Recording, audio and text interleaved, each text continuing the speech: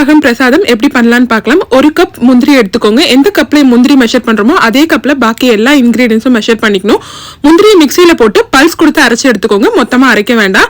கடாயில ஒரு கப் கடலை மாவு சேர்த்துக்கோங்க. அதோடைய பச்சை வாசனை போற வரைக்கும் நல்லா வறுத்துக்கோங்க. அடுப்புல இருந்து எடுத்ததுக்கு அப்புறம் 2 கப் அளவுக்கு பால் சேர்க்கணும். கொஞ்சம் கொஞ்சமா பால் சேர்த்து கட்டிகள் எதுவும் இல்லாம மிக்ஸ் பண்ணிக்கோங்க. ஒரே அடியா பால் சேர்த்துட்டீங்கன்னா கட்டி தட்ட ஆரம்பிச்சிடும். இப்ப செகண்ட் கப் பாலும் இதுல சேர்த்துட்டு நல்லா கிளறிட்டு அடுப்புல வச்சு சிம்ல வச்சுதான் இது ஃபுல்லாமே நம்ம குக் பண்ணணும். நல்லா கெட்டியானதுக்கு அப்புறம் 1 கப் அளவுக்கு சர்க்கரை சேர்த்துக்கோங்க.